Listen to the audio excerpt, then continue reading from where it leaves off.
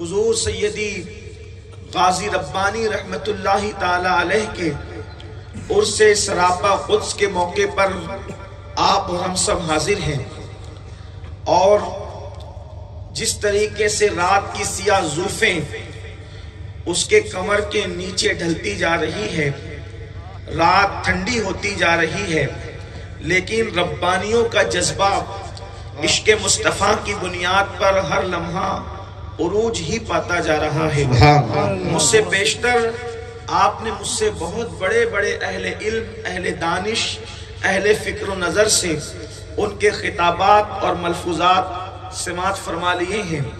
میرے لیے بڑا امتحان یہ ہے کہ سب سے چھوٹا آدمی اور اس کو سب سے اخیر میں پیش کیا گیا، اور وہ بھی حضرت علامہ سید حامد ربانی صاحب کے بعد میں سوچ میں پڑ گیا کہ میں نے کہنا کیا ہے، اس لیے کہ جب زوردار بارش ہو جائے تو اس کے بعد پتوں پر جمے ہوئے قطرے اب وہ محفل کو کیسے شرابور کر سکتے ہیں، لیکن میں تھوڑی دیر آپ کی خدمت میں کچھ معروضات اس امید پر پیش کروں گا کہ کچھ نہ سمجھے خدا کرے کوئی، کچھ نہ سمجھے خدا کرے کوئی، بک گیا ہوں جنون میں میں کیا کیا۔ تو اب میرا جنون ہی کچھ عرض اور معروض پیش کر سکے گا۔ حضور مفسر قرآن سیدی غازی ربانی رحمت اللہ تعالی علیہ کے بارے میں بہت کچھ کہا جا چکا ہے اور بہت کچھ کہا جا سکتا ہے۔ وہ ایک ہمہ جہز شخصیت تھے۔ سبحان حضور غازی ربانی، آپ نے دیکھا ہوگا عام طور پر جو پیر ہوتا ہے ان میں زیادہ تر لوگ خطیب نہیں ہوتے، جو خطیب ہوتے ہیں وہ مفسر نہیں ہوتے، جو مفسر ہوتے ہیں وہ شاعر نہیں ہوتے، جو شاعر ہوتے ہیں وہ ادیب نہیں ہوتے، جو ادیب ہوتے ہیں وہ نکتہ رس نہیں ہوتے، جو نکات بیان کرتے ہیں ان کے اندر بہت لوگوں میں نکات کی بیانی تو ہوتی ہے مگر روحانیت نہیں ہوتی۔ لیکن مفسر قرآن کو جب ہم دیکھتے ہیں اور عقیدتوں کی نگاہ سے نہیں بلکہ حقیقتوں کی نگاہ سے جب تزکیہ کرتے ہیں تو وہ مفسر بھی تھے، وہ بہترین نعت گو شاعر بھی تھے، اور شاعری ایسی کہ جس میں رضا کی غیرت عشق کی جھلکیاں یوں آیا ہے کہ مدح اہل دول رضا، بڑے اس بلا میں میری بلا، میں گدا ہوں اپنے کریم کا، میرا دین پارے نہ نہیں۔ مفسر قرآن کا قلم چلا تو اپنے جد کریم کی شان میں چلا، مفسر قرآن کا قلم چلا تو اپنے دادا مولائے کائنات کی شان میں چلا۔ کوئی یہ بتا نہیں سکتا کہ مفسر قرآن نے کسی دنیا دار کی مدحت کی ہو، مدح سرائی کی ہو، ان کے قلم کو کوئی خرید نہ سکا، اور خرید بھی کیسے سکتا ہے، اس لیے کہ ان کی رگوں میں جو غیرت والا خون تھا اسے وقت کا تاجدار جب یزید نہ خرید سکا تو مزید اور کیسے خرید سکتا۔ کیا بات ہے، زندہ باد زندہ باد، نعرہ تکبیر، نعرہ رسالت، مسلک اعلیٰ حضرت عظمت حضور مفسر قرآن۔ سبحان اللہ سبحان اللہ۔ وہ مفسر بھی ہیں، وہ بہترین نعت گو شاعر بھی ہیں، وہ نکتہ داں خطیب بھی ہیں، وہ بہترین محرر اور ادیب بھی ہیں، اور ان کے وہ بہترین شیخ طریقت بھی ہے۔ وہ بھی شیخ طریقت ایسے کہ لوگوں کی جیب پر نگاہ رکھنے کی بجائے لوگوں کے دل پر نگاہ رکھنے والے شیخ طریقت، لیکن یہ سب ان کی اپنی خصوصیت۔ ابھی آپ نے سنا کہ حافظ ملت جیسی شخصیت نے جسے عالم ربانی کہا ہو، یقیناً امین القادری کے جملوں میں آپ جو ہے وہ شکوک و شبہات تو پیدا کر سکتے ہیں، لیکن جلالت العلم حضور سیدی حافظ ملت رحمت اللہ تعالی علیہ جو آبرو ہیں تمام اہل سنت کی، اہل سنت کی طرف سے، جس نے اللہ اکبر مبارک پور میں اشرفیہ کی شکل میں فرض کفایہ ادا کیا ہے، وہ ہستی اگر کسی کو عالم ربانی کہہ رہی ہے تو ماننا پڑے گا گا کہ وہاں نہ مبالغہ ہے نہ مبالغے کی آمیزش ہے، اللہ اکبر، بلکہ حقائق بول رہے ہیں، سچائی بول رہی ہے، صداقت بول رہی ہے۔ وہ سب کچھ تھے، عالم بھی تھے، خطیب بھی تھے، مفسر بھی تھے، ادیب بھی تھے، نعت کو شاعر بھی تھے، لیکن آج میں اس پر کوئی گفتگو کرنے کی بجائے میں آپ کے سامنے ان کا جو سب سے بڑا وصف ہے، ان کا جو سب سے عظیم وصف ہے، جو ان کے معاصرین میں ان کو ممتاز کرتا ہے کہ وہ جیسے عظیم مفسر ہیں، وہ جیسے عظیم خطیب ہیں، وہ جیسے عظیم نقطہ ہیں، وہ جیسے عظیم ادیب ہیں، اسی طریقے سے وہ اپنے دور کے سب سے بڑے عاشق رسول تھے، وہ فنا فی الرسول تھے۔ یاد رکھنا، مفسر کوئی محنت سے تو بن سکتا ہے، اللہ اکبر، نعت کو شاعر بھی محنت سے تو کوئی بن سکتا ہے، نقطہ کوئی محنت سے تو بن سکتا ہے، لیکن عاشق رسول انسان محنتوں سے نہیں بنتا، فنا فی الرسول انسان محنتوں سے نہیں بنتا، محنتوں سے عاشق رسول نہیں بنا جاتا، اس لیے کہ عشق مصطفیٰ کسی بازار میں نہیں ملا کرتا، بلکہ جسے سرکار ربانی جیسا مرشد کی نگاہ تربیت نصیب ہو جائے، اللہ اکبر، پھر وہ غازی ربانی فنا فی الرسول کی منزل پر فائز ہوتا ہے۔ سبحان اللہ، سبحان اللہ، زندہ باد، زندہ باد، یا رسول اللہ، سبحان اللہ۔ وہ فنا فی الرسول تھے، سبحان عشق مصطفیٰ میں فنا تھے، اور ان کی محنت یہی تھی کہ وہ جہاں جائیں عشق مصطفیٰ کے پودے لگائیں، عشق مصطفیٰ کے گل بوٹے وہ زمین دل میں بونے کی کوشش کریں۔ تو آئیے آج ہم اسی پر گفتگو کرتے ہیں۔ میرے آقا صلی اللہ علیہ وآلہ وسلم کے پیارے دیوانوں، میں نے چند آیات کی تلاوت کرنے کا شرف حاصل کیا ہے۔ بات یہ ہے کہ آخر ہمارے بزرگوں نے کیوں محنت کی؟ صدیوں سے ایک محنت ہے پوری دنیا کے دل میں محبت رسول پیدا کرنے کی، پوری دنیا کے دل میں عشق رسول پیدا کرنے کی۔ علماء اہل سنت میں آپ سب کی زندگی کو دیکھیں کہ وہ لوگ مکمل کوشش کرتے ہیں محبت رسول پیدا کرنے کی، عشق رسول پیدا کرنے کی۔ حضور مفسر قرآن سورت کی سرزمین پر گئے، وہاں بھی یہی کام کیا، ممبئی کی سرزمین پر گئے، وہاں بھی یہی کام کیا، جن علاقوں میں گئے وہاں وہی یہی کام کیا۔ اب تو ہم بھی ان لوگ بزرگوں کے نقوش پا پر چل کر ہندوستان بھر میں جانے کا شرف حاصل کر رہے ہیں۔ جاتے ہیں تو ان بزرگوں کے نقش قدم دیکھتے ہیں، جاتے ہیں تو ان بزرگوں کی محنتیں دیکھتے ہیں۔ یقیناً آخر عشق مصطفیٰ کیوں ضروری ہے، محبت رسول کیوں ضروری ہے؟ یاد رکھنا، اس ہزاروں کے مجمع میں میں بہت دیر تک کوئی گفتگو کرنے کی بجائے، اس لیے کہ بہت کچھ بولا جا چکا ہے، اور جو ہے وہ آپ بہت دیر سے بیٹھے ہیں، میں بہت دیر تک آپ کو امتحان میں نہیں رکھوں گا، اس لیے کہ اگر انسان پر نماز کے حوالے سے یہ مسئلہ بیان کیا جا سکتا ہے کہ لوگوں کا خیال کرتے ہوئے جب نماز مختصر کی جا سکتی ہے تو لوگوں کے ضرورتوں کا خیال کرتے ہوئے خطاب بھی مختصر کیا جا سکتا ہے۔ اس لیے میں آپ کی ضرورتوں کا خیال کرتے ہوئے بہت مختصر میں اپنی گفتگو کو سمیٹنے کی کوشش کروں گا۔ بس اتنا مجھے اشارہ کر دینا، جب آپ نہ سننا چاہیں تو آپ اشارہ کر دینا، اور وہ اشارہ یہ ہوگا، نہ آپ مجھے جزاک اللہ کہیں گے نہ کوئی چٹھی دیں گے، بس اتنا کہ جب آپ کچھ سامنے سے بولنا بند کر دیں گے اور بالکل خاموشی اور سکون سے سننے لگیں گے تو میں سمجھ جاؤں گا کہ مجھے گفتگو مکمل کر دینی ہے۔ اس لیے کہ میرے اندر اتنی ہمت نہیں کہ میں ہر دو جملے پر آپ کو ہاتھ اٹھا کر یوں کہوں کہ بولو سبحان اللہ۔ میں آپ کے عشق مصطفیٰ پر یہ چھوڑتا ہوں کہ آپ اپنے نبی کے نام پر چپ رہتے ہیں یا بولنے کا شعور رکھتے ہیں۔ بس اتنی سی بات ہے۔ ہمارے بزرگوں نے عشق مصطفیٰ پر محنت کیوں کی؟ اس کی وجہ یہ ہے کہ عشق مصطفیٰ ہر دور کی ضرورت ہے، عشق مصطفیٰ ہر عصر کی ضرورت ہے، عشق مصطفیٰ ہر زمانے کی ضرورت ہے۔ جب سینوں کے اندر عشق مصطفیٰ پیدا ہو جاتا ہے تو پھر انسان کو نماز کے بارے میں بولنا نہیں پڑتا۔ جب دل میں عشق مصطفیٰ پیدا ہو جاتا ہے تو انسان کو زنا سے روکنا نہیں پڑتا۔ جب عشق مصطفیٰ دل میں پیدا ہو جاتا ہے تو نگاہوں پہ کنٹرول کرنے کی بات نہیں کرنی پڑتی۔ جب عشق مصطفیٰ دل میں پیدا ہو جاتا ہے تو شراب سے روکنے کی حاجت نہیں ہوتی۔ میں کہتا ہوں دنیا اگر لوگوں کی اصلاح چاہتی ہے تو صرف ایک عنوان پر دیانتداری سے محنت کر دو، اس قوم کو عاشق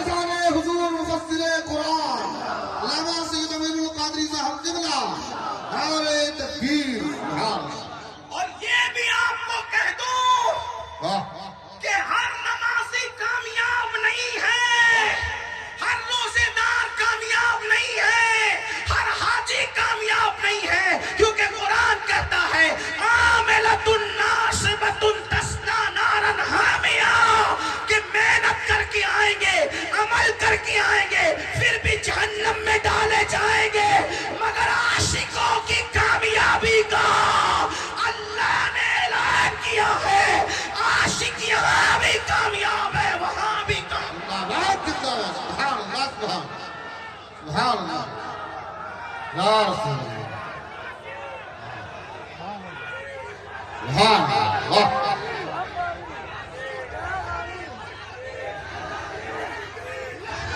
سبحان یا رسول اللہ سبحان آپ کہیں گے تو نے کیسے کہہ دیا کہ عاشق یہاں بھی کامیاب ہے وہاں بھی کامیاب ہے؟ تو میں کہتا ہوں جاؤ پوری دنیا میں ڈھونڈ لو کسی مذہب میں کسی مسلک میں ہر مذہب و مسلک میں پیدا ہونے کا جشن تو منایا جاتا ہے، کیا موت پر بھی ایسی محفل ہے سجدے؟ زندہ باد زندہ باد کیا بات ہے زندہ باد سبحان اللہ واہ جو میرا چیلنج ہے میں مذہب و مسلک کا نام نہیں لیتا لیکن جا کے ڈھونڈ لو مذہبوں میں بھی اور مسلکوں میں بھی جشن ولادت تو ہے، موت کا جشن نہیں ہے، یہ صرف اہل سنت عاشقوں کا مقدر ہے، ہم پیدائش پر بھی جشن مناتے ہیں اور موت پر بھی عرس مناتے ہیں، اس سے بڑی واہ سبحان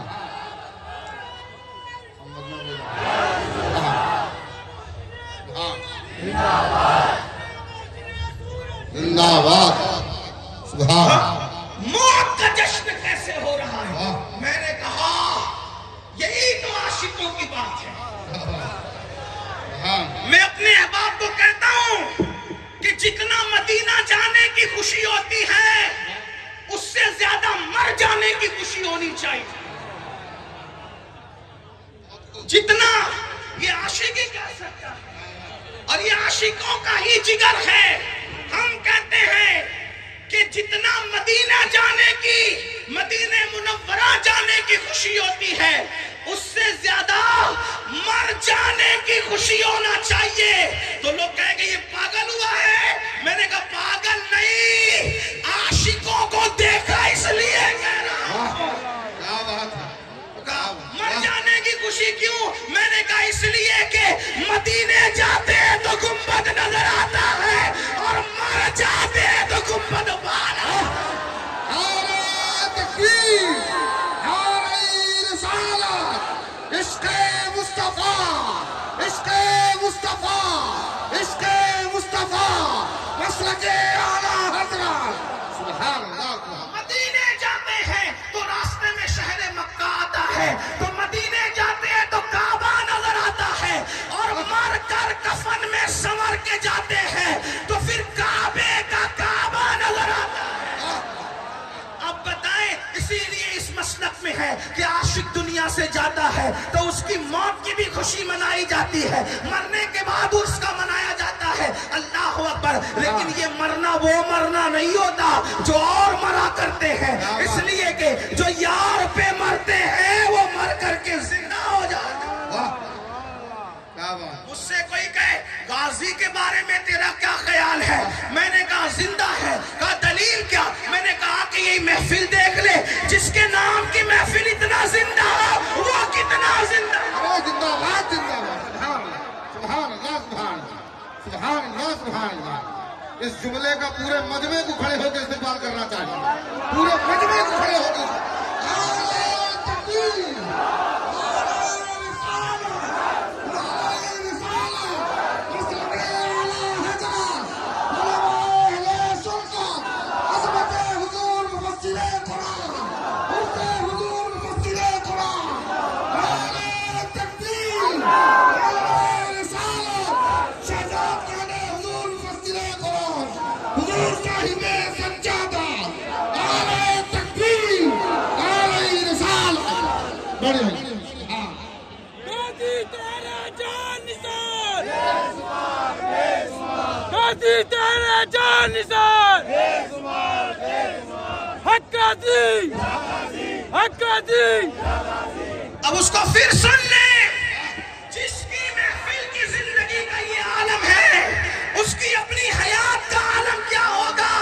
اور ناظم اجلاس نے خود سے نہیں بلکہ واللہ یہ میرے دل کا وجدان کہتا ہے، غازی کہہ رہے ہیں جب تو میری زندگی کا اعلان کر رہا ہے تو میں بھی چلا آتا ہوں تیری محفل کا، اسی لیے ہمارے یہاں طریقہ یہ ہے جب کسی کو آتا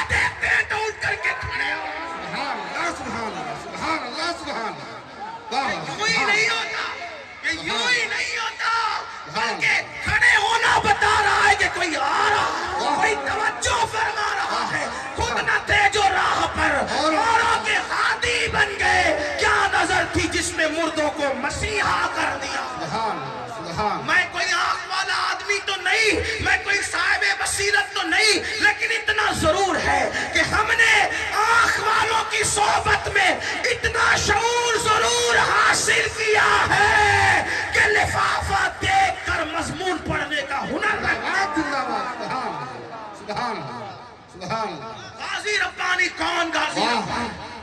وہ غازی بھی ہیں ربانی بھی. کیا بات ان کے دشمن بھی ان کو ربانی کہتے ہیں. کیا بات.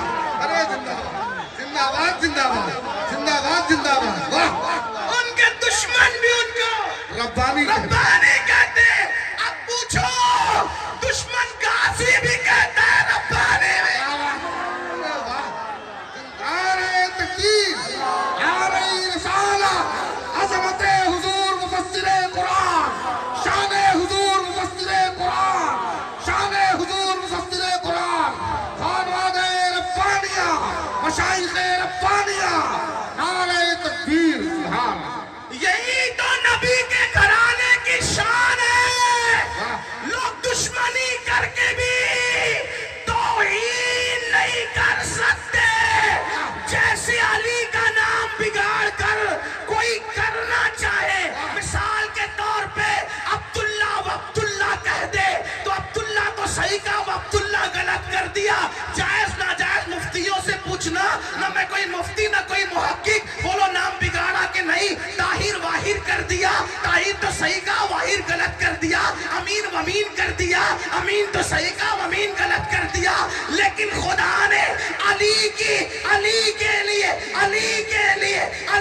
لیے خدا کے علم میں یہ بات ہے کہ دوست بھی ہوں گے دشمن بھی ہوں گے، اور دشمنی میں لوگ نام بگاڑتے ہیں تو ایسا نام دیا کہ اگر بگاڑے گا بھی تو کیا کہے گا؟ علی ولی علی ولی علی. صحیح لیا تو علی، غلط کیا تو بھی. نعرہ تکبیر نعرہ رسالت نعرہ حیدری نعرہ حیدری مسلک اعلیٰ حضرت حضرت صحابہ اکرام نعرہ تکبیر. اس نے اپنے ذوق میں بگاڑا لیکن بگڑا نہیں. اس کی وجہ یہ ہے کہ نبی کے گھر کی شان یہ ہے. تو جیسے علی کا نام بگاڑ کر بھی ولی کہتے ہیں، ویسے میرے غازی کے دشمن بھی ان کو غازی بھی کہتے ہیں، ربانی بھی کہتے ہیں. اور غازی کا مطلب ہوتا ہے اللہ کے لیے لڑنے والا، اور ربانی کا مطلب ہوتا ہے اللہ والا. ابھی علامہ حامد کہہ رہے تھے کہ مرید نے کہہ دیا تو کیا، حافظ ملت نے کہا، انہوں نے کہا. میں نے کہا میرے بڑے بھائی جان دشمن بھی ان کو ربانی کہتے ہیں. یہ حافظ ملت سے بڑی بات ہے، یہ حافظ ملت سے بڑی بات ہے کہ دشمن بھی ان کو ربانی کہتے ہیں. یہ ان کے نانا کا صدقہ ملا. کیوں؟ اس لیے کہ دشمن گستاخی بھی کرتے تھے اور محمد بھی کہتے تھے. دشمن میں نبی کے دشمن آج بھی توہین بھی کرتے ہیں، محمد بھی کرتے. اور محمد کا مطلب ہی ہوتا ہے وہ جو کثرت سے تعریف کیا گیا ہو. توجہ آپ کی، جو کثرت سے تعریف کیا گیا ہو یا جس کی کثرت سے تعریف کی جائے. اب جو تعریف کے قابل ہو اس کی توہین کیسے؟ تو وہ ایک دن ان کو کسی نے دماغ میں ڈال دیا، اس لیے کہ گستاخ کو عقل تو تھوڑی ہوتی، عقل ہوتی نہیں ہے. عقل ہوتی تو خدا سے نہ لڑائی لیتے. گستاخ کو عقل نہیں ہوتی. ہاں تو کسی نے دماغ میں ڈالا محمد بھی کہتے ہو توہین بھی کرتے ہو، تو جو محمد ہوگا اس کی توہین کیسے ہوگی، اور جو توہین کے قابل ہوگا اس کو محمد کیسے ہوگا؟ تو انہوں نے کہا ہم نام بدل دیتے ہیں. جیسے ان کے باپ کی کھیتی تھی اور نام بدل دیتے ہیں. جس کا نام دادا نہ رکھے، جس کا نام امی نہ رکھے، جس کا نام خاندان کا کوئی فرد نہ رکھے، بلکہ پیدا ہونے سے پہلے خواب میں حکم دیا جائے جو پیدا ہوں گے ان کا نام محمد رکھا جائے گا. کیا نبی کا گھر ہے؟ نبی کا نام بھی اللہ رکھتا ہے. علی کے نام کی بشارت بھی اللہ کی طرف سے ملتی ہے. حسن اور حسین تو چھپا کے رکھے جاتے ہیں، زمانے جاہلیت میں کسی کا نام نہیں. میں تو لوگوں کو یہی تو بتانا چاہتا ہوں، لوگ کیا باتیں کرتے ہیں نبی کے خاندان کی. میں نے کہا حدیث نہیں پڑھی صحیح ستہ کی کہ اللہ نے یہ دونوں نام چھپا کے رکھے؟ اٹھا کے دیکھو حدیث، ایک نہیں درجنوں حدیث اللہ نے دو نام. کیوں؟ سب تو اللہ کے بندے ہیں نا. اللہ تو نے ان نام کو کیوں چھپا کے رکھا؟ کہا اس لیے چھپا کے رکھا. پھر بات عشق کی آتی ہے. ہم عشق کے بندے ہیں، ہم عشق کے بندے ہیں. یہ بریلی سے آواز آ رہی ہے، ہم عشق کے بندے ہیں. لوگوں کو بریلی اس لیے بھی ہضم نہیں ہوتا کہ وہاں سے آواز آتی ہے ہم عشق کے بندے ہیں. ہم عشق کے بندے ہیں. کون سا عشق؟ وہ عشق ہے عشق تیرے صدقے جلنے سے چھٹے سستے، جو آگ بجھا دے گی وہ آگ لگائی. سبحان سبحان. اور نام کیوں چھپا رکھے تھے جاہلیت میں؟ تو کہا اگر کسی کا نام حسن اور حسین رکھا جاتا تو وہ شراب بھی پی لیتا، وہ زنا بھی کر لیتا. تو حسن سے پہلے کوئی حسن ہوتا یہ کام کرتا تو لوگ کچھ باتیں کرتے. لیکن اللہ نے چھپا کے رکھا. جاہلیت کے دور میں نہ کوئی حسن نام کا ہوگا نہ کوئی حسین نام کا ہوگا. ارے جب ان سے پہلے کوئی نام والا ایسا نہیں ہو سکتا تو ان جیسا شان والا کوئی کیسے ہو سکتا؟ اور آج بھی کوئی حسن اور حسین ہوتا ہے نا تو وہ حسن اور حسین نہیں ہوتا، وہ غلام حسن اور غلام حسین. لیکن یہ چھپا ہوا ہے اس کے اندر، غلامی چھپی ہوئی ہے. تو میں بات کر رہا تھا کہ ان لوگوں نے کہا کہ چلو ہم نام بدل دیتے ہیں. کس کا؟ جس کا نام اللہ نے رکھا، محمد. ہائے ہائے کیا نام ہے! یہ نام کوئی کام بگڑنے نہیں دیتا، بگڑی بھی بنا دیتا ہے. سب نام محمد. اللہ اکبر. میرے آقا علیہ السلام فرماتے سن لو، بہت نام رکھتے ہیں، ببلو ٹبلو کیا کیا خدا جانے نام رکھتے ہو. نئے نام کے چکر میں پتہ نہیں کیسے کیسے نام رکھتے ہو. کوئی کرکٹر کے نام پر، کوئی ہیرو کے نام پر، کوئی نچنیا کے نام پر، کوئی زانی کے نام پہ، کوئی شرابی کے نام پہ. اور اس کے بعد جب بچہ بڑا ہو کر ڈنگ ڈانگ کرتا ہے تو پیر جی کے پاس آگے کہتے ہو پیر صاحب تعویذ دیجئے، محمود بھائی جان تعویذ دیجئے، حمید بھائی جان تعویذ دیجئے، شاہد بھائی جان تعویذ دیجئے. کیوں یہ بگڑا؟ تو کہا کہ نام پیر صاحب سے پوچھ کے نہیں رکھا تھا، نام تو اپنی مرضی سے سیریل دیکھ کے رکھا تھا، فلم دیکھ کے رکھا تھا. فلاں خان صاحب کے نام پہ فلاں خان صاحب کے نام پہ رکھا تھا. کون خان صاحب؟ تو کہا وہ زانی خان صاحب، وہ شرابی خان صاحب، اور وہ اسکرین پر آ کر زنا کرنے والے خان صاحب. مجھے خان لوگوں سے کوئی تکلیف نہیں ہے، ہم لوگ برادری پرست لوگ نہیں ہیں ہم، لیکن وہ نچنیا خانوں کو نہیں جانتے. ہم تو امام احمد رضا خان کو جانتے ہیں، ہاں، جس نے ہمارے دلوں میں عشق کی چنگاری لگائی ہے، جس نے ہمارے دل میں عشق کی چنگاری لگائی، عشق کو شعلہ جوال بنایا ہے. تو آپ سے کہتا ہوں اگر کسی خان صاحب کا نام ہی رکھنے کا شوق ہے تو احمد رضا خان صاحب کے نام پہ رکھے، جو اپنے وقت کا عشق مصطفیٰ کا مجسم تھا. عشق اور علم اگر مجسم کسی ذات میں دیکھنا ہو تو اس کو امام احمد رضا. زندہ باد زندہ باد. اللہ اکبر. تو عرض کر رہا تھا انہوں نے کہا کہ نام بدل دیتے. حضور کا نام، آقا فرماتے ہیں کیا برا ہے کہ تیرے گھر میں 3 بیٹے اور تینوں کا نام محمد ہو. اپنے بچوں کا نام محمد رکھو، کیا برکت ہے. آقا فرماتے صلی اللہ علیہ وآلہ وسلم جس نے میرے نام پہ اپنے بچے کا نام محمد رکھا اس پر اور اس کے باپ پر جہنم کی آگ حرام ہو گئی. محمد نام کا آدمی اگر مشورے میں شامل ہے تو مشورے میں خیر ہوگی. محمد نام کا آدمی اگر دسترخوان پہ بیٹھا ہوا ہے، جس کا نام محمد کی بنیاد یعنی نام محمد کی بنیاد پہ، جنرل نام محمد کی بنیاد پہ محمد رکھا گیا وہ نہیں، رسول اللہ کی نسبت پہ جس کا نام محمد رکھا گیا، اگر وہ کسی دسترخوان پہ بیٹھے گا تو کھانا ختم نہیں ہوگا، کھانا نہیں گھٹے گا. آپ سے پوچھنا چاہتا ہوں ایک حدیث اور سن لیں. میرے آقا علیہ السلام فرماتے قیامت کا دن ہوگا، اللہ کا منادی آواز دے گا اے محمد جنت میں داخل ہو جاؤ. تو جتنے محمد نام کے ہوں گے سب دروازے پر آ جائیں گے اور داروغے جنت حضرت رضوان کہیں گے تمہیں نہیں کہا گیا، وہ کسی اور محمد کو کہا گیا. تو وہ کہیں گے حضرت رضوان یہ قید تو آپ لگا رہے، اللہ کی طرف سے یہ قید نہیں لگائی گئی. تو خدا کی رحمت جوش میں آ کے کرے گی جانے تو ان سب محمد کو جنت میں، جانے تو ان کا نام. خدا کی قسم نام محمد کی یہ شان، آنکھوں کا تارا نام محمد، دل کا اجالا نام محمد، صلی اللہ کا صحرا سجا کر دولہا بنایا نام محمد، رکھو نہاد میں جس دم عزیز ہو پڑھ کر سنانا نام محمد، پڑھتی درودیں دوڑے گی ہورے لاشا جو لے گا نام محمد، آنکھوں میں آ کے دل میں سما کے رنگت رچا جا نام محمد، اور اپنے امین رضوی کے دل میں آ جا سما جا نام محمد. یہ نام کوئی کام بگڑنے نہیں دیتا، بگڑی بھی بنا دیتا ہے. سب نام ہے وہاں. اب اپنے بچوں کا نام محمد رکھو صلی اللہ علیہ وسلم، اور پکارنے کے لیے کوئی اور رکھ دو، حامد، سعید، عبداللہ، عبد الرحمن، پکارنے اصل نام محمد رکھو، برکتیں دیکھنا۔ تو جو نام رکھتے ہو وہ تاثیر بچوں میں آتی ہے، جیسے نام رکھو گے ویسی تاثیر آئے گی بچوں کے اندر، جیسا نام رکھو گے۔ گفتگو سمیٹنے لگا ہوں، احساس ہو رہا ہے کہ مجھے گفتگو سمیٹنا چاہیے، کیونکہ بہت دیر سے آپ بہت دیر سے بیٹھے، مجھے اس کا احساس ہے، میں سمیٹنے لگا ہوں۔ حالانکہ میرے ذہن و دماغ کے اندر سیرت مصطفیٰ کے کچھ گوشے ہیں، میں وہ پیش کرنا چاہتا تھا، لیکن آئیے ہم جلدی سے چلتے ہیں۔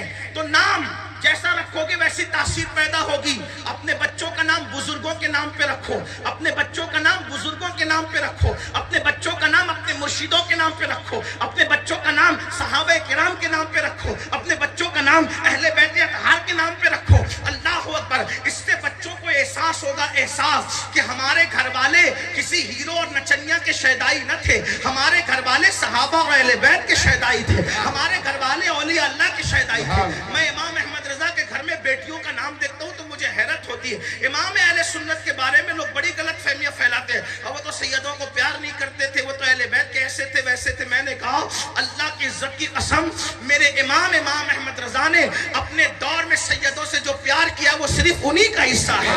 انہوں نے گھر کی بیٹیوں کے نام بھی رکھے تو کیا رکھا؟ مرتضائی بیگم، مولا علی کے نام پہ ایک بیٹی کا نام مرتضائی بیگم، مصطفی بیگم، حسینی بیگم، ایسے نام رکھے۔ مجھے ایسے نام بہت تھوڑا سا پڑا ہے، لیکن مجھے ایسے نام کسی کے گھر میں نظر نہیں ہے۔ ایسے نام اگر کسی کے گھر میں نظر آتے، مصطفی بیگم، مرتضائی بیگم، حسینی بیگم، کنیز حسن، کنیز حسین، اگر یہ نام کسی کے گھر میں نظر آتے تو وہ میرا امام احمد رضا ہے۔ وہ صرف ممبر پہ اہل بیت کی محبت کی بات پر سیاست نہیں کرتے، وہ سچے دل سے عشق مصطفیٰ اور آل نبی کی محبت میں ڈوبے ہوئے۔ انہیں اس کی فکر نہیں تھی کہ میرے بارے میں کوئی کیا کہے گا، انہیں فکر اس کی تھی کہ نبی کے گھر والوں کی سچی غلامی کر لو، یہاں بھی نجات کی راہ ہے، وہاں بھی نجات۔ وہ تھے، وہ بہرحال عرض یہ کر رہا ہے، ورنہ یہ تو باندھا ہے میرے بھائی، علم و ادب کی سرزمین ہے۔ اگر میں بات کروں امام احمد رضا نے اہل بیت کی شان میں کیا کہا ہے، تو میں تو جب ذکر اہل بیت آتا ہے تو امام احمد رضا کے دو مسلم مجھ سے بھولے ہی نہیں جاتے، کیونکہ یہ پڑھے لکھے لوگ ہیں، علماء ربانیین ہیں یہ لوگ سب، خاندان ربانی کے چشم و چراغ۔ ان میں سے کئی شعراء بھی ہوں گے، ہیں بھی ہیں اچھے شعر، حضور غازی ربانی بھی اچھے شاعر تھے، اور محمود بھائی جان کا کلام بھی سنا، بہت اچھا لگا منقبت کا۔ حمید بھائی جان بھی کلام لکھتے ہیں، اور شاہد بھائی جان بھی لکھتے ہیں، اور بھی ہیں، میں سب کو نہیں جانتا، لیکن آپ سے کہتا ہوں میرے امام نے کچھ میرے دوستوں نے کہا کہ اہل سنت اہل بیت کی صحیح تعریف نہیں کر پاتے۔ میں نے کہا یہ تجھے غلط فہمی ہے، آج کل کے نادان دوستوں کو دیکھ کر کے تو کیا اہل سنت کو پہچان رہا ہے؟ اہل سنت آج کل ہے، 1450 سالہ ہماری ایک تاریخ ہے، اور اگر اس اتنے مجموعہ کو 14ویں صدی میں اگر آپ نچوڑ کر دیکھیں تو وہ امام احمد رضا کی شکل میں آپ کو نظر آئے۔ تو کہا کہ کیا کہا انہوں نے؟ میں نے کہا جو انہوں نے کہا وہ مجھے کم سے کم اردو کی شاعری میں نظر نہیں آیا۔ یہ تو شاعری ہے، بھی نثر الگ چیز ہے، ایک ایک چیز کا جائزہ لے تو بڑی بات ہو۔ کیا وہ کہتے ہیں سیدہ ظاہرہ، اہل علم کی توجہ چاہتا ہوں، رافضیوں کی 300 سالہ کتب کا ذخیرہ ایک طرف رکھے اور میرے امام کے 2 مصرے ایک طرف، اور پھر سنیں لوگ کہتے ہیں کہ وہ کرتے ہیں یہ نہیں کرتے۔ میں نے کہا جو ہم نے کیا ہے ہمارا حصہ ہے، اس لیے کہ ہم اہل بیت اور صحابہ کے نام پہ کبھی سیاست نہیں کرتے، ہم تو ان کی محبت کو عبادت سمجھتے ہیں۔ کیا سیدہ ظاہرہ طیبہ طاہرہ، اور دوسرا مصرع ناسبیت پر بجلی بن کر کے گرج گرج کر کے گرتا ہے۔ سیدہ ظاہرہ طیبہ طاہرہ، جان احمد کی راحت پہ لاکھوں سلام، جان احمد کی راحت پہ۔ جان احمد کی راحت کا مطلب کیا ہوا؟ مجھے کوئی اس کا ترجمہ کر کے بتا دے، میں ترجمہ نہیں کرتا لیکن ترجمہ نہیں کر رہا ہوں کیونکہ طالب علم ہوں۔ جان احمد کون؟ احمد نفس سے مراد محمد الرسول اللہ اور جان سے مراد محمد الرسول اللہ کی جان. وہ نبی جو ہر ایک بے قرار دل کا قرار, ہر بے چین دل کا چین, جو نبی سب بے چین دلوں کا چین ہے. حسنین کی اماں غازی ربانی کی جدہ کریمہ, اس محمد الرسول اللہ کی جان کی راحت کا نام زندہ باد. جان احمد کی. اور پھر وہ دو مصرے کہتے ہیں نور بنت نور زوج نور ام نور نور نور مطلق کی کنیز اللہ نے لمع نور کا. ایک سینے تک مشابہ, ایک وہاں سے پاؤں تک اس کے سبتین ان کے جاموں میں ہے نیما نور کا. گفتگو آگے بڑھانے سے پہلے وہ قبولیت کی گھڑی آ گئی کہ میں حضرت غازی ربانی کو سبق سنانے لگا ہوں. آئیے میں ان مصروں کو ان کی بارگاہ میں بطور خراج جو ہے ان کی دادی محترمہ کی توجہ کو حاصل کرنے کے لیے ان کے ذریعے سے اپنے لہجے میں پڑھنا چاہتا ہوں. پھر بات دور نکلی تو آگے بڑھتے ہیں. کیا میرے امام کہتے ہیں آپ بھی شامل ہو جائیں. مجھے بہت پسند ہے یہ مصرے. اگر لوگوں کی بوریت کا خیال نہ ہوتا تو میں ہر تقریر میں اس کو پڑھتا. سب مل کر پڑھے. میرے امام نے جو کہا ہے, کہتے ہیں نور بنت نور زوجے نور ام نور نور.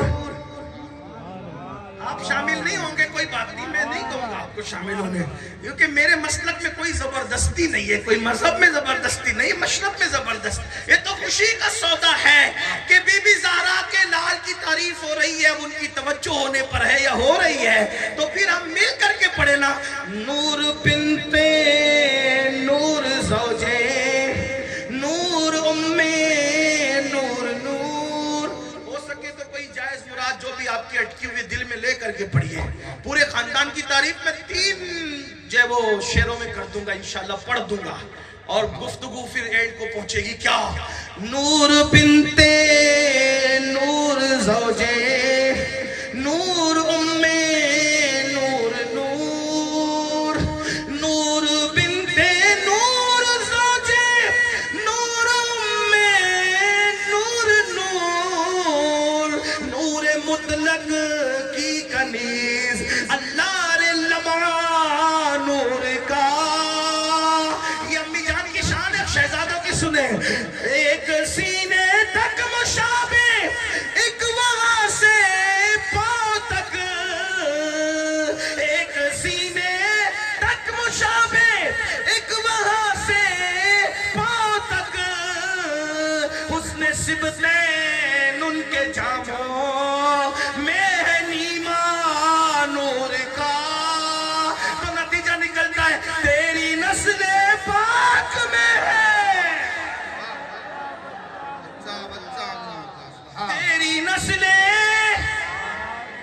تیری نسل تیری نسل تیری نسل تیری نسل پاک میں ہے.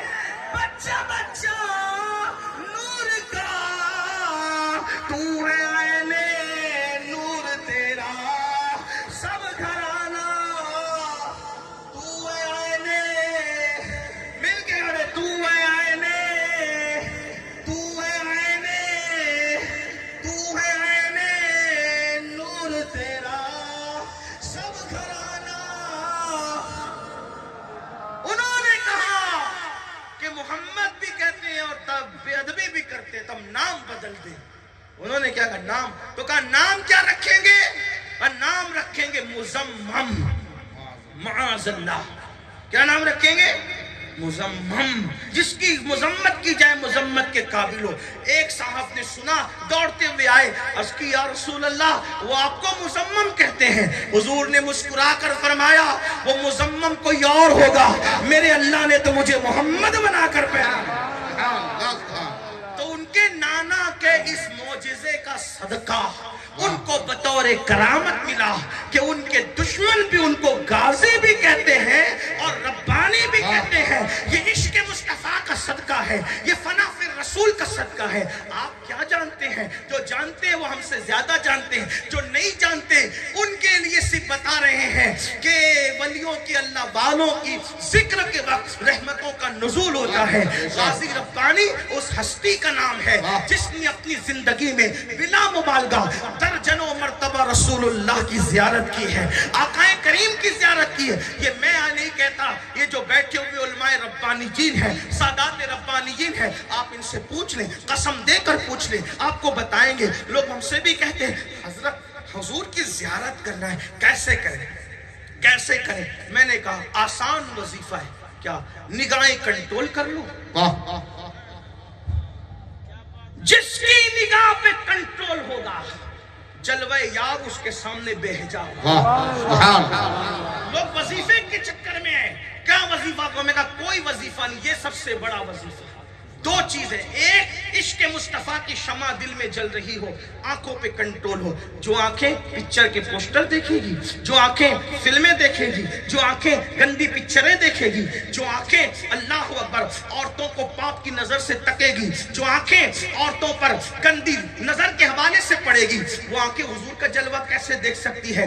بڑی معذرت کے ساتھ ہم نے تو روایتوں میں یہاں تک پڑھا ہے، روایتیں پڑھنے کا موقع نہیں رہا اس لیے کہ محفل دوسرے رنگ پر چلی گئی۔ بس بات میں اپنی سمیٹتے ہوئے عرض کروں، یہاں تک فرمایا جنہوں نے اپنی نگاہوں کو آوارہ کر لیا ہے وہ مرتے وقت کلمے کی برکتیں بھی نہ پا سکیں گے، ان کی زبان پہ مرتے وقت کلمہ نہیں ہوگا۔ آپ سے پوچھنا چاہتا ہوں، آپ بتائیں ہم نے اپنی آنکھوں کو کہاں ڈالا؟ اللہ اکبر! کیا اللہ کے رسول غیب دا نبی صلی اللہ علیہ وآلہ وسلم کا یہ فرمان لوگوں کے کانوں سے نہیں ٹکرایا کہ جس نے حرام کردہ چیزوں کو دیکھا ہوگا، یعنی اجنبی عورتوں کو دیکھا ہوگا۔ اب حرام کردہ چیزوں میں فہرست بڑی لمبی ہے، مثال کے طور پہ آج کے دور میں گندی فلموں کو لے لے، پکچر کے پوسٹروں کو لے لے، عورتوں کو لے لے اور گندے مناظر کو لے لے۔ اللہ اکبر! تو میرے اور تمہارے سچے نبی آقا کریم صلی اللہ علیہ وآلہ وسلم فرماتے ہیں جس شخص نے اپنی آنکھوں کو حرام میں گندا کیا ہوگا،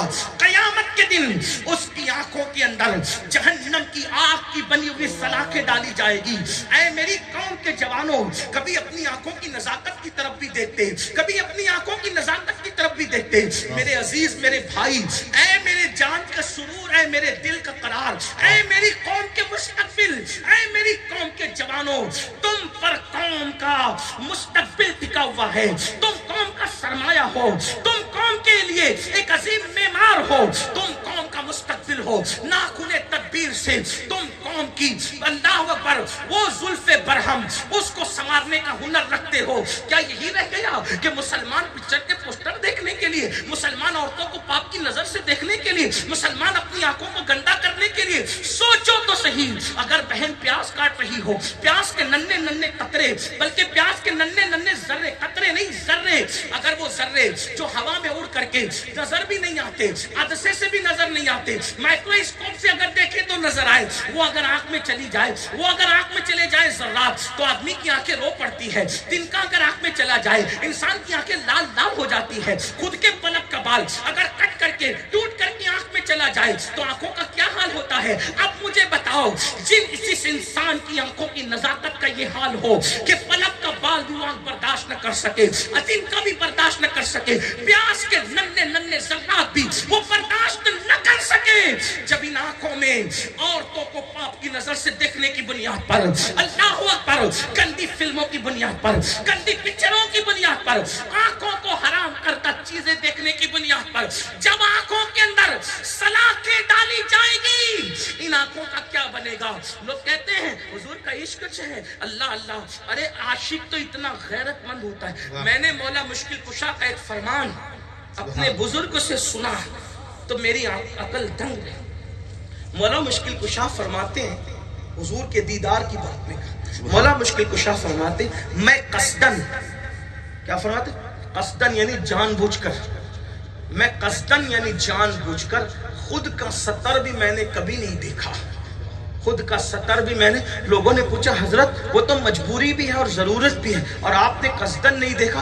فرمایا اس لیے نہیں دیکھا کہ مجھے حیا آتی تھی کہ جن آنکھوں سے میں رسول اللہ کو دیکھتا ہوں ان آنکھوں سے میں خود کا سطر کیسے دیکھوں قصدن۔ یہ غیرت جب تک پیدا نہیں ہوتی تب تک ایک یار کا جلوہ بے نقاب نہیں ہوتا۔ جنہوں نے حضور مفسر قرآن کو دیکھا ہے کیا وہ یہ نہیں جانتے کہ نگاہیں ہمیشہ جھکی رہتی تھی؟ میری جتنی ملاقات ہے میں نے اس پوری ملاقات میں حضرت کی نگاہوں کو جھکے ہوئے ہی دیکھا، حالانکہ اس وقت نگاہیں بالکل کمزور ہو چکی تھی، بصارت بالکل کمزور ہو چکی، بصارت کمزور تھی، بصیرت کمزور نہ تھی۔ اللہ اکبر! اس وقت میں نے دیکھا نگاہیں جھکا کر پوری مکمل مجھ سے بات کی۔ میرے بڑے بھائی جان جو میرے محسن بھی اس معاملے میں کہ انہوں نے ملایا اور میرے لیے دعا کروائی، تو سر پر ہاتھ رکھ کر دیر تک دعا کرتے رہے، لیکن اس وقت بھی ان کی آنکھیں جھکی ہوئی تھی۔ ہمیں اندازہ تو ہوتا ہے نا، اللہ اکبر، جو مردوں کے درمیان نگاہیں جھکا کے رکھتا ہو وہ محرمات میں کس قدر احتیاط کرتا ہوگا۔ تو عشق مصطفیٰ یہ نہیں ہے میرے بھائی کہ نعتیں سن کر گنگنا لو، یہ عشق مصطفیٰ نہیں ہے کہ جو ہے وہ نعرے لگا دو، عشق مصطفیٰ یہ نہیں ہے۔ یاد رکھنا، ہم اسمی اور رسمی تو عاشق بنے ہیں، ہم حقیقی عاشق نہیں بنے ہیں، ورنہ اگر حقیقی عاشق بنتے تو یار کی خوشی پر نظر رہتی، یار کی مرضی پر نظر رہتی۔ اللہ اکبر! میرے آقا علیہ السلام کے پیارے دیوانوں، میں نے پہلے ہی کہا کہ زیادہ آپ کو میں امتحان میں نہیں رکھنا چاہتا، لیکن دل میں باتیں امٹ کر کے آتی ہے، لیکن باتیں کروں۔ آئیے بس آخری بات کرتا ہوں، توجہ سے سننا، غور کرنا۔ میرے آقا علیہ السلام کے دیوانوں، دیکھو عشق کا امتحان کب ہوتا ہے؟ جلسوں میں عشق کا امتحان نہیں ہو سکتا، کیونکہ یہاں تو لوگ جذبے میں کچھ بھی باتیں کر لیتے ہیں۔ عشق کا امتحان ممبر پہ نہیں ہو سکتا، عشق کا امتحان دو مقام پر ہوتا ہے۔ اب ذرا توجہ سے سن لیں، بات اسی پہ اینڈ ہوتی ہے۔ اللہ اکبر! عشق کا امتحان دو مقام پر ہوتا ہے۔ ایک مقام پر اگر آدمی کو پہچاننا ہو تو جب خوشی اس کے گھر ہو، جب وہ بہت خوش ہو تو تب دیکھنا کہ آدمی پیور کتنا ہے۔ ہم نے خوشی کے موقع پر یہ بات، کیونکہ یہ ممبر غیبت نہیں ہے، یہ ممبر رسول ہے، ورنہ میں نام لے لے کر کے کہتا کہ ہم نے کس کی خوشی میں کیا کیا نہیں دیکھا۔ وہ چھپا نہیں ہے، چھپا ہوا ہے، آپ دیکھ سکتے ہیں۔ آدمی خوش ہونا، شادی کے موقع پہ بہوؤں کو نچاتا ہے، بیٹیوں کو نچاتا ہے، شہنائیاں بجتی ہے، کیا کیا نہیں ہوتا۔ دیکھ لو کتنا شریعت کا پابند۔ ممبر پر تو دو زانو ہو کر بیٹھنا سب کی مجبوری ہے، یہاں دو زانو ہو کے نہیں بیٹھے گا تو ڈھول کا پول کھلے گا۔ تو یہاں نہیں پہچانا جاتا، آدمی کو پہچانا جاتا اس کے گھر کی خوشی کے موقع پر کہ یہ کتنا پیور ہے۔ اللہ اکبر! کتنا پیور ہے یہ، اس میں کتنی پیورٹی ہے۔ خوشی میں آدمی کو پہچانو تو خوشی میں بڑے بڑوں کے پیر پھسلتے نظر آئیں گے، اور وہ کون ہے مجھ سے زیادہ آپ جانتے ہیں۔ آپ جاؤ، دیکھو، ڈھونڈو، تلاش کرو۔ اللہ اکبر! بلکہ نہ تلاش کرو تو بہتر ہے، بس اسی پر بس کر دو۔ لیکن اتنا ضرور ہے کہ خوشی میں بڑے بڑوں کے پیر پھسلتے نظر آئیں گے۔ اور دوسرا مقام اس سے بھی کٹھن ہوتا ہے۔ کون سا مقام؟ جب غم کا موقع ہوتا ہے، غم کا موقع، میت ہو جائے، حادثہ ہو جائے، تکلیف ہو جائے، پریشانی ہو جائے، تب آدمی اور زیادہ جھنجھلاتا ہے۔ اس غم کے موقع پہ لوگوں کو ہم نے، خوشی میں تو لوگوں کو مجرم، گنہگار اور فاسق ہوتے دیکھا ہے، لیکن غم میں تو لوگوں کو کافر تک ہوتے دیکھا ہے۔ مثلا بیٹا مر گیا تو آدمی کیا کرتا ہے کہ کیا معاذ اللہ، اللہ کو میرا ہی گھر ملا تھا، میری خوشیاں لوٹ لی اس نے، میرے بیٹے کا ختم کر دیا، میرا جب وہ گھر کا دروازہ بند کر دیا، الگ الگ شکایت کرتا ہے۔ یاد رکھنا، یہ ایسے جملے ہیں کہ علماء فرماتے ہیں یہ بکنے والا کافر تک ہو سکتا ہے۔ میں احتیاط کے لہجے میں بات کروں کیونکہ میں کوئی مفتی نہیں ہوں، مفتیان کرام سے پوچھے تو وہ سیدھا کفر کا حکم ہی لگائیں گے۔ اللہ اکبر! اس طرح کی لوگ باتیں کرتے ہیں، اور اس کے بعد بیٹا مر جائے تو کفریہ باتیں کی جاتی ہے، رویا جاتا ہے، چلایا جاتا ہے، لوگ چہرہ نوچتے ہیں، بال کھینچتے ہیں، یہ سب کرتے ہیں۔ اس کے بعد لوگوں کو خود کا ہوش نہیں رہتا۔ اس سے بڑی منزل ایک ہے، بیوی جو ہوتی ہے بڑی قیمتی ہوتی ہے۔ بیوی کیا ہے وہ سمجھے آپ۔ بیوی جو ہوتی ہے نا، اگر جنت میں بیوی نہ ہو تو حضرت آدم علیہ السلام بیوی کا مطالبہ فرمائے، یعنی حوران بہشت بھی بیوی کی کمی پوری نہیں کر سکتی، جنت کی نہریں بھی بیوی کی کمی پوری نہیں کر سکتی، جنت کے گل بوٹے بھی بیوی کی کمی پوری نہیں کر سکتے۔ اگر یہ کمی پوری ہو سکتی تھی تو حضرت آدم علیہ السلام جنت کی رانائیاں، جنت کے باغ محل دیکھ کر کے کبھی نہ کہتے میری طرح تیری جنت میں کوئی نہیں۔ اور اس کے بعد اللہ نے حضرت حوا کو پیدا کیا، دل کے قریب کی بائی پسلی سے پیدا کیا۔ بیوی شریک سفر ہوتی ہے، بیوی لائف آف پارٹنر ہوتی ہے، بیوی شریک حیات ہوتی ہے، بیوی رفیق حیات ہوتی ہے۔ اللہ نہ کرے کسی کو اللہ وہ دن دیکھنا نصیب کرے، نہ کسی کے شوہر کا انتقال ہو اس کی حیاتی میں، اور نہ کسی کی بیوی کا انتقال ہو اس کی حیاتی میں۔ جس وقت بیوی کا انتقال ہوتا ہے اس وقت دنیا میں اندھیرا لگنے لگتا ہے، انسان کو آنکھوں کے سامنے اندھیرا چھا جاتا ہے۔ کیوں اندھیرا چھا جاتا ہے؟ اس لیے کہ لائف آف پارٹنر چلا گیا، رفیق حیات چلی گئی، شریک حیات چلی گئی، خوشی اور غموں کو تقسیم کرنے والی چلی گئی، غموں میں تسلیاں کا ہاتھ رکھنے والی چلی گئی۔ تو اللہ اکبر! آپ اندازہ کریں کریں بیوی کا جانا کتنا کٹھن ہوتا ہے، اسے سنت رسول میں اگر آپ چاہیں تو محسوس کر سکتے ہیں۔ اللہ کے رسول علیہ السلام نے ہر موت پر 3 دن کے غم کا اظہار فرمایا، لیکن جس وقت آپ کی رفیق حیات سیدہ طیبہ طاہرہ اماں خدیجۃ الکبریٰ دنیا سے گئی ہے، اس کو پورے سال کو میرے آقا نے عام الحزن اور غم کا سال قرار دیا ہے۔ آپ اندازہ فرمائیں، اس سے پتہ چلتا ہے بیوی کا غم کتنا اہم ہے، کتنا قیمتی ہے۔ لیکن اللہ اکبر، جس مفسر قرآن کا ذکر لے کر کے جوانوں تم بیٹھے ہو، وہ ایسا فنا فی الرسول تھا کہ جس وقت شریک حیات کا انتقال ہوا اور جب شریک حیات کے جسم کا رشتہ روح سے منقطع ہوا، روح سے ٹوٹ گیا، تو اس وقت شریک حیات کا خیال نہ تھا، بلکہ اپنے نبی کی آنکھوں کی ٹھنڈک، نماز با جماعت کا خیال تھا۔ بیوی کی موت کی تکلیف میں اچھے بھول جاتے ہیں شریعت کو، لیکن جس کے عرس میں آئے ہو بیوی کا لاشا گھر میں پڑا ہے اور وہ فنا فی الرسول مسجد کے اندر پہلی صف میں جاتا ہوا نظر آ رہا ہے نماز با جماعت کے لیے، اور ہمیں اپنے عمل سے درس دے رہے ہیں کہ عاشق ناروں والے کا نام نہیں ہوتا، عاشق تو کردار والے کا نام ہوتا ہے، عاشق تو محبوب کی خیال کرنے والے کا نام ہوتا ہے۔ جب بندہ عشق میں عملی طور پہ یوں فنا ہوتا ہے تو جب وہ زندہ ہوتا ہے تو بھی اس کے ارد گرد میلہ ہوتا ہے، اور جب وہ دنیا سے چلا جاتا ہے تو بھی اس کے ارد گرد میلہ ہوتا ہے۔ ہو سکتا ہے لوگ کبھی کبھی یہاں جمع ہوتے ہوں، لیکن رحمت الہی کا میلہ تو، نزول رحمت الہی کا معاملہ تو ہر وقت ہے، اس لیے کہ قرآن کہتا ہے ان رحمت اللہ قریب من المحسنین، اللہ کی رحمتیں محسنوں کے یعنی اللہ والوں کے قریب ہوتی ہے۔ تو اللہ اکبر، اللہ پاک نے ایسی ہستیاں ہمیں عطا فرمائی، ہم اندازہ کر سکتے ہیں جب 15ویں صدی کے اندر اس طرح کی ہستیاں ہمارے درمیان موجود ہیں تو پھر غوث اعظم اور غریب نواز جیسے لوگ کیسے ہوں گے، محبوب الہی اور قطب صاحب جیسے لوگ کیسے ہوں گے، حضرت صوفی حمید الدین ناگوری اور امیر خسرو جیسے لوگ کیسے ہوں گے۔ وہ بندہ جس کے اتنے بیٹے ہوں، اتنے بھتیجے ہوں، اتنے بھانجے، اتنا بڑا خاندان ہو، لیکن جوانی میں جو لباس تھا بڑھاپے میں بھی وہی لباس رہا، جو سادگی اللہ اکبر چند مریدوں کے درمیان تھی، جب مریدوں کی تعداد ہزاروں میں پہنچ گئی اس وقت بھی سادگی کا وہی عالم رہا۔ اللہ اکبر، جو نماز کے پابند، جماعت کے پابند، نگاہوں پہ کنٹرول، اور جس کی زبان کھلے تو شریعت مصطفیٰ کے مطابق کھلے، اٹھنا بیٹھنا شریعت مصطفیٰ کے مطابق ہو۔ میں تو لوگوں سے یہ کہتا ہوں ہم وہ خوش نصیب لوگ ہیں، اگر کل کی تاریخ میں کوئی ہم سے پوچھے گا کیا تم نے اللہ والوں کو دیکھا ہے تو ہم دل کھول کر کے پورے شکر کے ساتھ فخر سے کہیں گے کہ ہماری نگاہوں نے بھی جن اللہ والوں کو دیکھا ہے، ہماری آنکھوں میں بھی جن اللہ والوں کا جلوہ بسا ہے، ان ہستیوں میں جو کئی ہستیوں کو ہم نے دیکھا اس میں سے ایک مفسر قرآن کی ذات تھی۔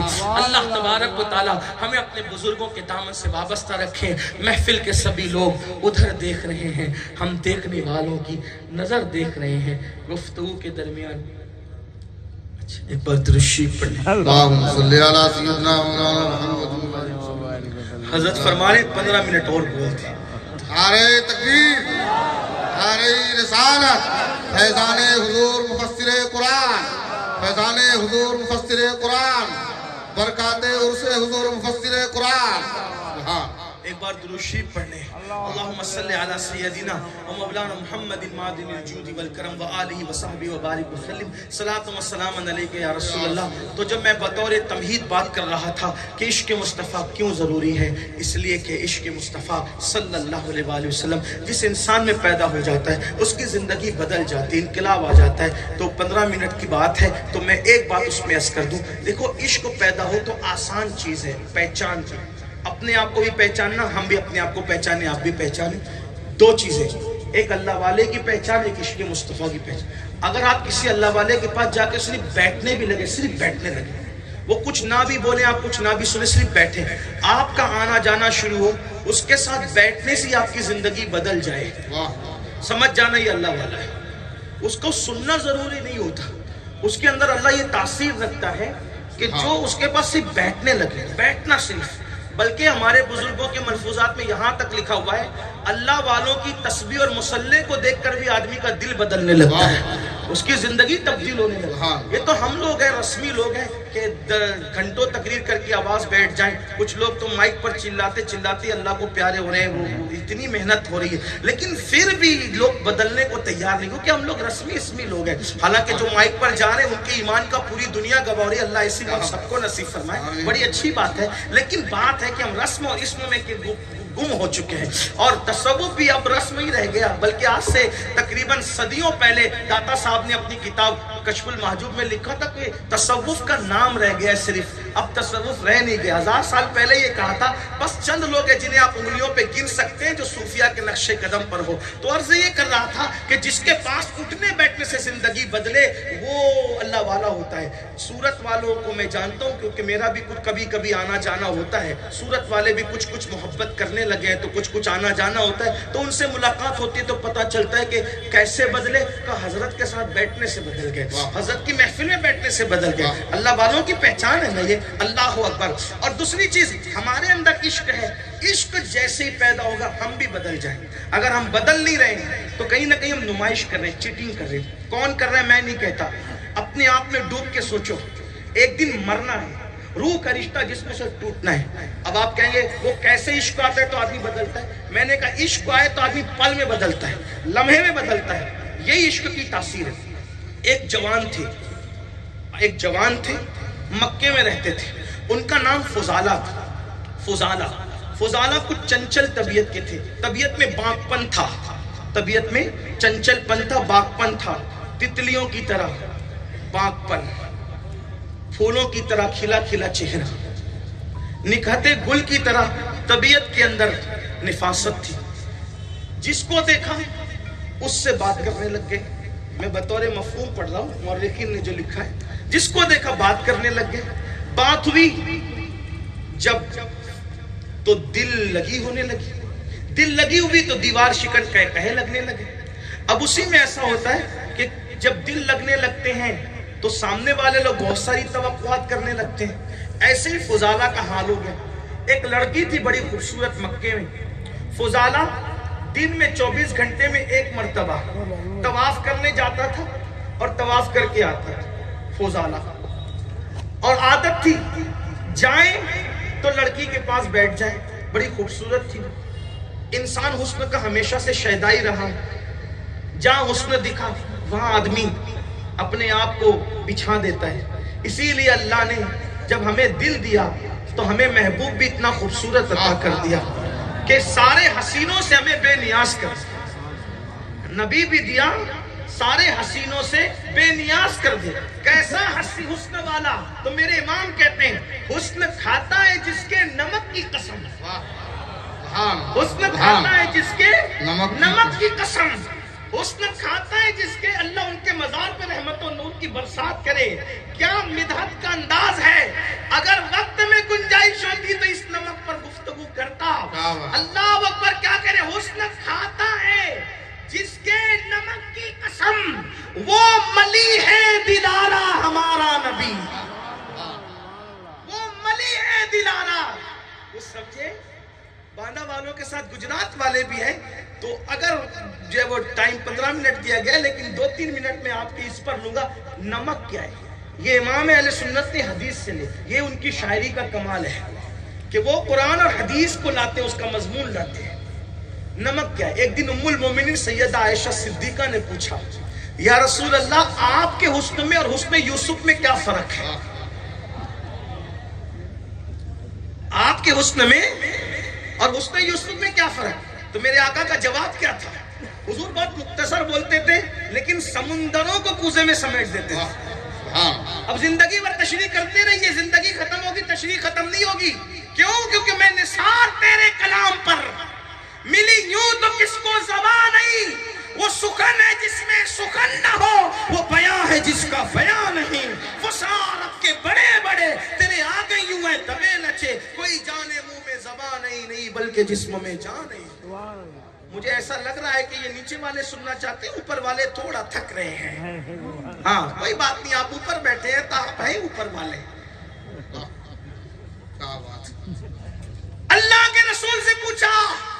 المومنین اما عائشہ نے آپ کے حسن اور حسن یوسف میں کیا فرق ہے؟ تو آقا نے جواب کیا دیا؟ عائشہ میرے حسن میں نمک ہے، نمک۔ کیا فرمایا؟ میرے حسن میں، مل کے بولے میرے حسن میں، میں چھوڑوں گا نہیں کیونکہ میرے محبوب کی بات ہو رہی ہے، اور میرے نہیں اللہ کے محبوب کی بات ہو رہی ہے، محبوبوں کے محبوب کی بات ہو رہی ہے۔ تو شاہ خوبا اے جان جانا ہے، چہرہ ام الکتاب تیرا ہے، عمر لاکھوں برس کی تیری ہے، پھر بھی تازہ شباب تیرا۔ میرے حسن میں نمک ہے، نمک۔ اب یہ نمک تو کہہ دیا، مطلب کیا نہ؟ کچھ لوگ ہوتے ہیں بڑے سفید ہوتے، سفید سفید، جیسے برطانیہ اور امریکہ کے انگریز ہیں، دیکھ کے تھوڑی گھن لگتی ہے۔ لیکن کچھ لوگ ہوتے ہیں سفید کے ساتھ ساتھ ان کے اندر ہلکا سا گلابی پن ہوتا ہے، اس کو ملاحت کہتے ہیں۔ کیا کہتے ہیں؟ ملاحت۔ ہاں، اب آقا فرما رہے میرے حسن میں کیا ہے؟ یاد کر لیں، میرے حسن میں حسن یوسف، حسن مصطفیٰ کا فرق۔ کہتے ہیں میرے حسن میں کیا مطلب؟ اب آئیے تھوڑا اس کو سمجھانے کی کوشش کرتے ہیں۔ غازی صاحب کی بارگاہ میں سبق سنانے کی نظر ہو جائے تو میرا بھی بیڑا پار۔ نمک کا مطلب کیا؟ جیسے آپ نے مجھے دعوت دی، ابھی آپ نے بھائی جان سے سنا کہ میں مہمان تو نہیں ہوں، گھر کا آدمی، میں نے کہا بھی کہ مہمانوں کی فہرست سے میرا نام خارج کرے۔ میں مہمان نہیں، میں اپنے گھر آیا ہوں۔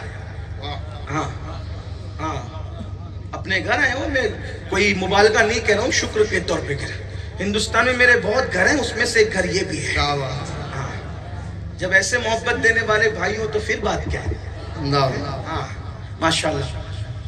تو میں کوئی شکایت کے لیے نہیں کہہ رہا ہوں، اس میں میری اپنی بدماشی ہو گئی۔ مجھ سے 8:30 بجے سے کہا جاتا رہا کھا لو کھا لو کھا لو، میں نے کہا بھوک نہیں ہے، انہوں نے بھی نہیں، بھائی جان نے بھی نہیں کھایا، یہی تو بھائیوں کی۔ تو میں نے کہا بھوک نہیں ہے مجھے، اگر آپ ابھی کھلاؤ گے تو میں چکمک لوں گا لیکن کھا نہیں سکوں گا، تو پروگرام کے بعد کھاؤ۔ اب یہ کھانا کھلائیں گے مجھے، انشاءاللہ کھلائیں گے، سید کا دسترخوان ہے بھائی، ہاں کھائیں گے انشاءاللہ۔ تو آپ نے بھائی جان نے کہا بھی بہت کچھ کہا، میں ابھی وہ مائک پہ نہیں کہتا، میری عادت نہیں سب بات کرنے، لیکن بس سمجھانے کے لیے بہت اچھا اچھا کھانا بنا کے رکھا ہے، بہت اچھا۔ اس کی فہرست میرے پاس آ گئی ہے، بس شاندار کھانا، آپ کو بتاؤں گا نہیں، لیکن میں نے کھانا بہت بنا ہوا، یہ منگایا مہاراشٹر سے، کیا کیا منگایا، گجرات سے بھی کچھ منگایا اور اس میں سب ڈالا۔ لیکن بھائی جان نے کہا، میرے بڑے بھائی جان نے کہ چھوڑ یار، ہم اتنے سورت سے اور مہاراشٹر سے یہاں وہاں سے مسالے منگائے، کیا وہ کیا، میں اتنی قیمتی چیزیں ڈال چکا، دیسی گھی ڈالا، یہ کیا وہ کیا وہ کیا، اتنا سستا نمک ملتا ہے ہمارے باندہ میں اور پورے ہندوستان میں نے نمک نہیں ڈالنا، نمک نہیں ڈالنا، سب ڈالوں گا، نمک نہیں ڈالنا۔ نمک کی اوقات کیا ہے؟ وہ تو ملتا ہی سستا ہے، ہر غریب کے گھر میں برنیاں بھر بھر کے پڑا رہتا ہے۔ میں نے نمک نہیں ڈال کیونکہ میں نے قیمتی ہزاروں کے مسالے ڈال دیے ہیں۔ سچ کہنا، یہ جتنے علماء ہیں ایسے منہ میں لقمہ ڈالیں گے، کوئی ایسے کرے گا، کوئی ایسے کرے گا، کوئی کنکھی کرے گا، کیا سب ہے؟ سب ہے، نمک نہیں۔ مطلب کیا؟ جب تک نمک نہ ملایا جائے کوئی کھانا لذیذ نہیں ہوتا۔ تو اماں پوچھ رہی ہے یوسف خوبصورت ہے یا آپ ہے؟ تو کہا میرے حسن میں نمک ہے۔ جیسے کھانا نمک کے بغیر لذیذ نہیں ہوتا، ویسے جب تک میری تجلیاں نہیں ملائی جاتی اس وقت تک کوئی خوبصورت نہیں ہوتا۔ اگر یوسف خوبصورت ہے تو میرے جلووں کی ملاوٹ کی وجہ سے خوبصورت، اگر مصر کی عورتیں عظمت مصطفیٰ، حسن مصطفیٰ، اگر مصر کی عورتیں ان کو دیکھ کر انگلیاں کاٹ رہی ہے تو کچھ اور نہیں ہے، وہ محمد الرسول اللہ کے جلوے کی جھلکیاں ہیں۔ اگر ملاوٹ کو دیکھا تو انگلیاں کاٹ لی، اگر سراپا میرے نبی کا جلوہ دیکھ لیتے تو اماں عائشہ کہتی ہے یوسف کو دیکھا جلووں کی جھلکیوں کو تو انگلیاں کاٹ لی، سراپا جلوہ دیکھ لیتی تو دل پر چھری پھیر لیتی۔ وہ حسن ہے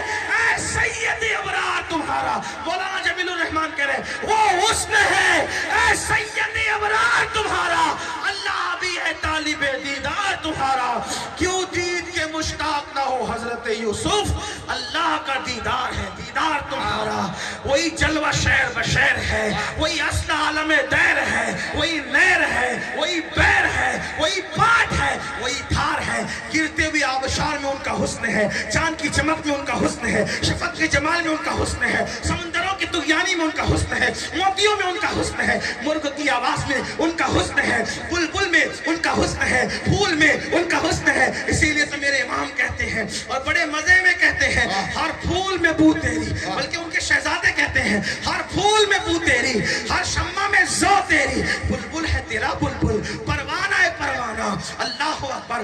تو فرماتے میرے حسن میں نمک ہے، تو حضور بڑے خوبصورت ہیں، ایسا نبی دیا۔ تو جب آدمی حسن کو دیکھتا ہے تو ڈھیر ہوتا ہے، لیکن جن کی آنکھوں میں ان کا حسن سما جائے، جن کی آنکھوں میں ان کا حسن سما جائے، لوگ عشق مصطفیٰ کے دشمن اسی لیے ہیں کہ ان کا حسن نہ بسنے پائے۔ جس دن ان کا حسن بسے گا، ہمارا جوان کا فلم دیکھنے جائے گا، نہیں جائے گا، دیکھ لینا۔ اس لیے اس حسن کی بات کریں۔ تو فضالہ بڑے دل لگی کرتے تھے، باقپندہ طبیعت میں خوبصورت لڑکی دیکھا، پیار ہو گیا، محبت ہوگی، اب معمول بنا، کعبے کا طواف کرنے جاتے، دل لگی کر کے جاتے، آتے تو دل لگی کرتے۔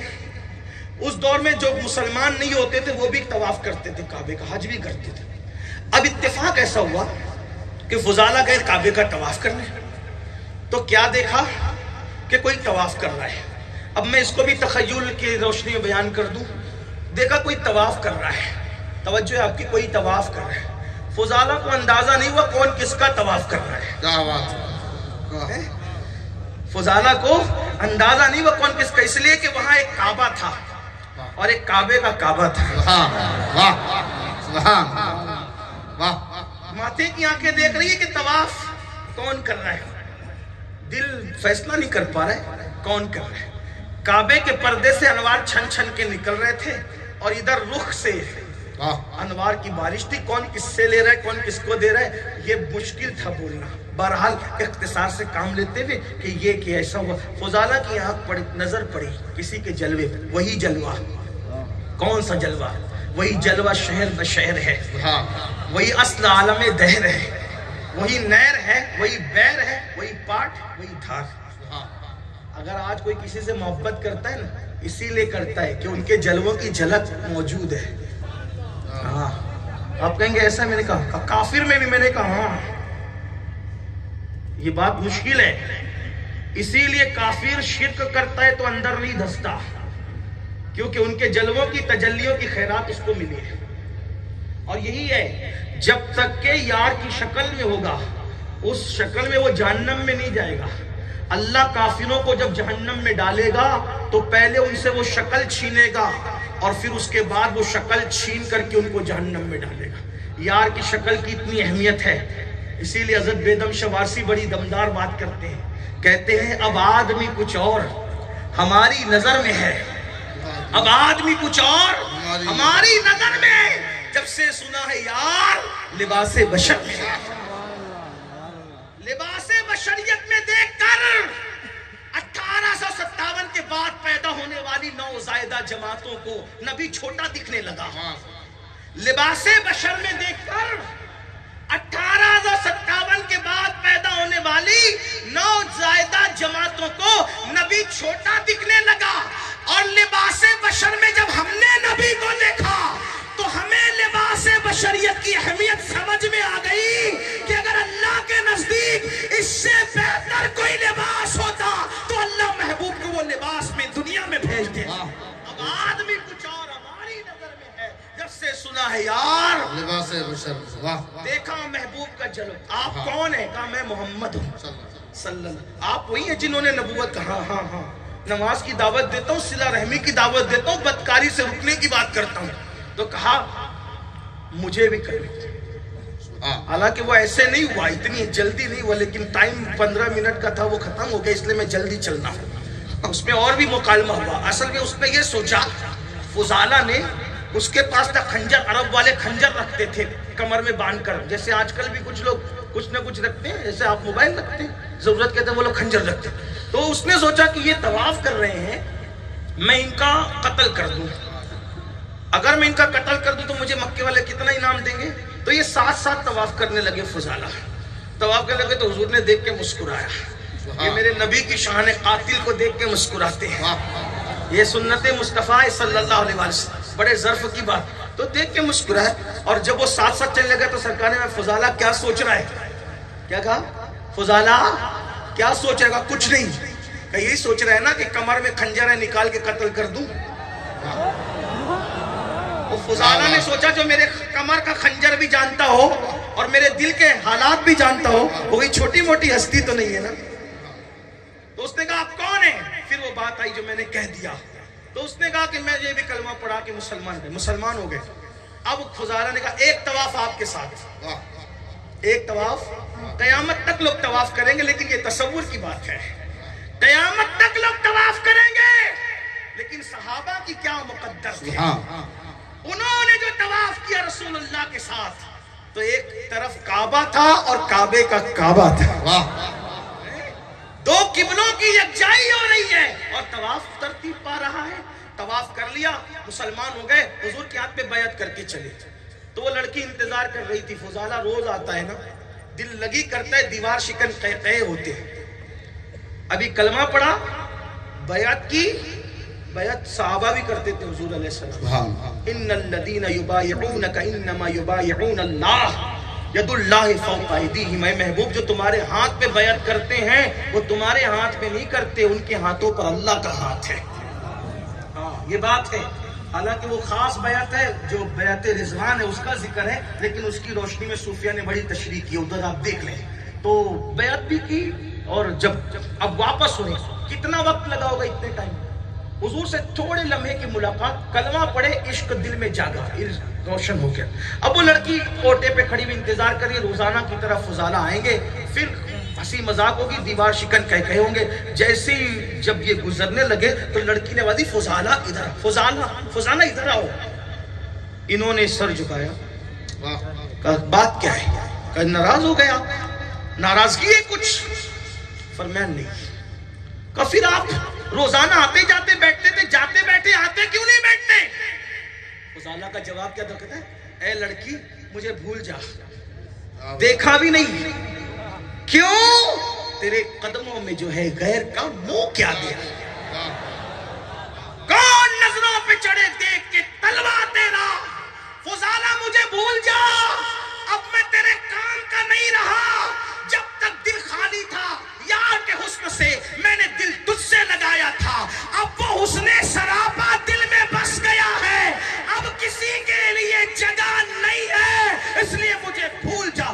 کون بس گیا تیرے دل میں؟ کہا وہ آمینہ کا لال بس گیا ہے, اس لیے اب میں تیرے کام کا نہ رہا. مجھے بتاؤ, عشق پیدا ہو تو منٹوں میں آدمی یوں بدل جاتا ہے. ہم تو پیدائشی عاشق رسول بننے کا ٹھیکہ لیے ہوئے ہیں, پھر ہماری زندگی میں یہ جرائم کیوں ہے؟ اس لیے میں اقبال کے 2 مصروں میں بات ختم کرتا ہوں. خدا تجھے کسی طوفان سے آشنا کر دے, خدا تجھے کسی طوفان سے آشنا کر دے کہ تیری بحر کی موجوں میں اضطراب نہیں. دوران گفتگو کوئی غلطی ہو تو اللہ معاف فرمائے. استغفر اللہ ربی من کل ذنب واتوب الیہ وما علینا الا البلاغ.